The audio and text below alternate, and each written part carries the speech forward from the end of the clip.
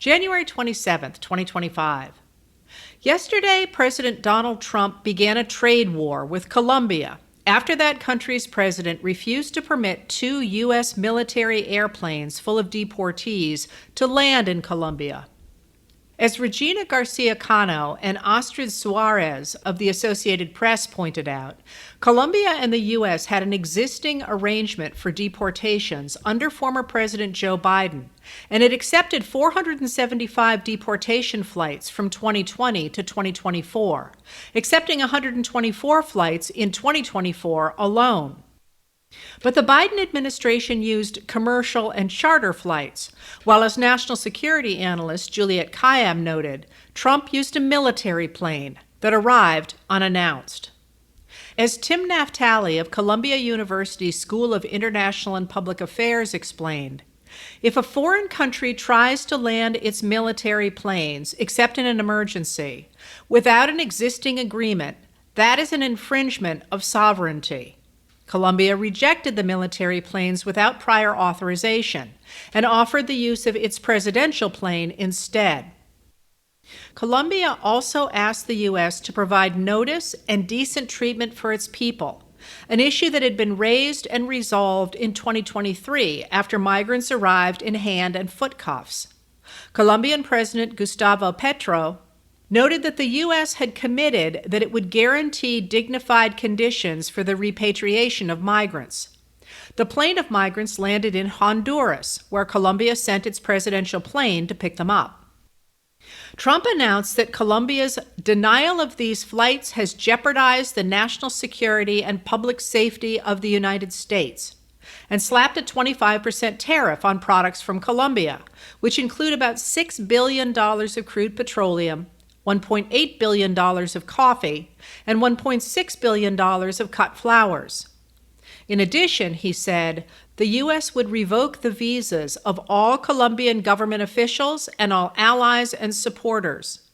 He promptly deported Colombian staff members of the World Bank who were working for international diplomatic organizations in the U.S. and canceled visa appointments at Colombia's U.S. Embassy. Rather than backing down, President Petro threatened to levy a retaliatory tariff on U.S. products. Colombia imports 96.7% of the corn it feeds its livestock from the U.S., putting Colombia in the top 5 export markets for U.S. corn. According to a letter written by a bipartisan group of lawmakers eager to protect that trade, led by Senator Todd Young, a Republican of Indiana, in 2023, the U.S. exported more than 4 million metric tons of corn to Colombia, which translated to $1.14 billion in sales. American farmers cannot afford to lose such a vital export market, the lawmakers wrote, especially when access to the top U.S. corn export market, Mexico, is already at risk. By this morning, the economic crisis appeared to be over, although U.S. visa restrictions apparently remain. With prior authorization and better treatment of migrants, Colombia is willing to accept the migrant flights. The White House declared victory, saying, "Today's events make clear to the world that America is respected again. President Trump will continue to fiercely protect our nation's sovereignty, and he expects all other nations of the world to fully cooperate in accepting the deportation of their citizens illegally present in the United States." The administration's handling of the situation with Colombia reveals that their power depends on convincing people to ignore reality and instead to believe in the fantasy world Trump dictates. White House Press Secretary Caroline Leavitt announced yesterday morning that deportation flights have begun. In fact, nothing is beginning. In 2024, Colombia accepted on average more than 2 U.S. flights of migrants a week. And, as immigration scholar Austin Coker noted, everyone on this deportation flight was arrested and detained by the Biden administration. Over the past 4 years, Trump and MAGA Republicans repeatedly insisted that Biden had maintained open borders, while in fact, what the administration did was to try to address a situation made worse by the coronavirus pandemic.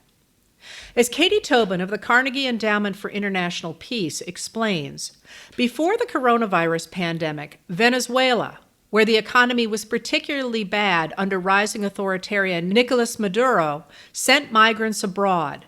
By 2022, 6 million Venezuelans had fled their country.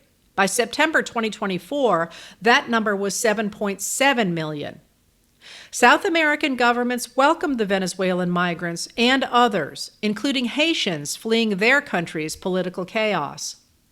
But as economies collapsed after the coronavirus crisis, Tobin explains, migrant populations that had settled in South American countries were forced out. From 2019 to 2021, Colombia's per capita gross domestic product fell 4.6%, Peru's 5.3%, Ecuador's 2.8%, Brazil's 11.7%, and Venezuela's 20%. As the U.S. economy grew by 8.38%, Canada's grew by 13.1%, and Mexico's dropped by only 0.7%, migrants headed north. In September 2021, when 15,000 Haitians who had originally migrated to Brazil arrived at the U.S. border with Mexico, countries throughout the hemisphere realized that they needed a new regional approach to migration. After 9 months of negotiations, 21 countries announced that they had created a new migration pact for the Western Hemisphere. It provided economic support for Latin American countries that were original destinations for migrants, expanded formal pathways for immigration, and increased border security across the region. Canada and Mexico were the first countries to buy into the new agreement. The U.S. turned next to strong ally Colombia, which agreed in March 2022, after which Vice President Kamala Harris brought on board Caribbean countries. By June 10th, when the Los Angeles Declaration on Migration and Protection was announced, 21 nations had signed on. UN observers were present to demonstrate their support. The Biden administration insisted that countries begin immediate action, and they did. Tobin notes that Belize, Costa Rica, Ecuador, Panama, and Peru have made sweeping new offers of legal status to hundreds of thousands of migrants already living in their countries, while Colombia has offered legal status to 2 million Venezuelans, and Brazil has welcomed more than 500,000. Mexico and Guatemala have offered legal pathways to workers. Canada, Costa Rica, Colombia, Ecuador, Guatemala, Spain, and the U.S. launched a virtual platform to enable migrants to apply for admission remotely. When Mexico agreed to accept Venezuelans who had crossed into the U.S. unlawfully, and at the same time the U.S. announced a legal pathway for 24,000 Venezuelans, border crossings dropped 90% within a week. Biden and Mexican President Andrés Manuel López Obrador expanded that initiative to include Cubans, Haitians, and Nicaraguans. By 2023, border arrests had fallen by about half.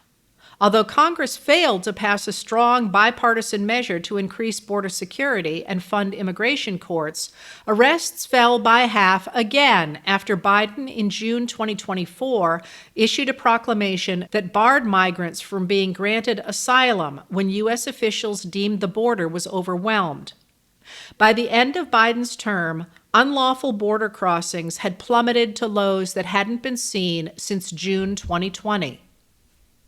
There are new challenges to managing migration as wars, climate change, and economic pressures push migrants out of various parts of Africa and out of China.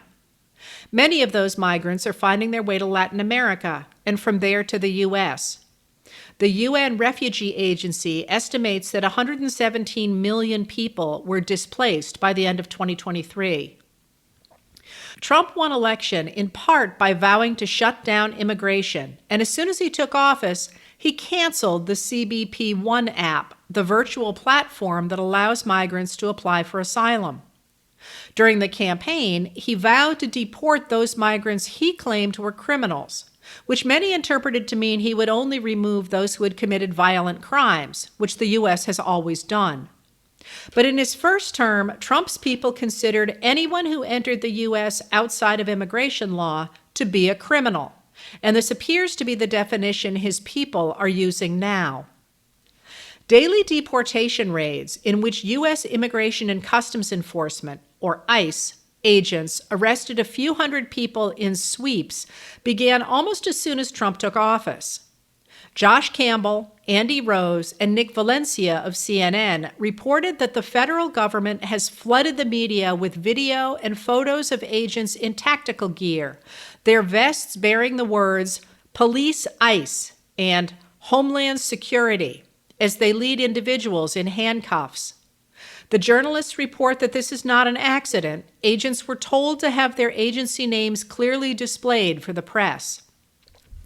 The presence of television talk show host Dr. Phil McGraw with an ICE team in Chicago reinforces the sense that these arrests are designed for the cameras. So does yesterday's report by Nick Miroff and Maria Sacchetti of the Washington Post that Trump is disappointed with the sweeps so far and has directed officials to ramp up arrests aggressively, providing quotas for ICE field offices. Today, new Secretary of Defense Pete Hegseth said the department will shift to the defense of the territorial integrity of the United States of America at the southern border. Yesterday's spat with Colombia's president enabled Trump to declare victory. But Colombia has been the top U.S. ally in Latin America, a close partner in combating drug trafficking and managing migration. That relationship, which has taken years of careful cultivation, is now threatened. Will Freeman of the Council on Foreign Relations, a think tank specializing in U.S. foreign policy, posted, "I can't think of many worse strategic blunders for the U.S. as it competes with China than going nuclear against its oldest strategic ally and last big country in South America where it enjoys a trade advantage. Trump certainly expects that because 1/3 of Colombian exports go to the U.S., Petro will be forced to back down. But Petro seems to welcome the fight and has already signaled wishes to deepen ties with China. Colombia will lose partnership on security it badly needs. Only China stands to gain from this." Indeed, China's ambassador to Colombia promptly noted that "we are at the best moment of our diplomatic relations between China and Colombia, which are now 45 years old." Meanwhile, according to Ambassador Luis G. Moreno, the Trump administration has shut down 2,100 courses in the premier training facility for State Department Foreign Service officers, ostensibly because they are too associated with diversity, equity, and inclusion. Moreno adds, "Dismantling of a professional diplomatic corps is underway."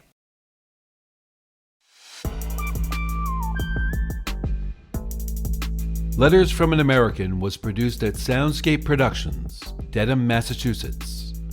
Recorded with music composed by Michael Moss.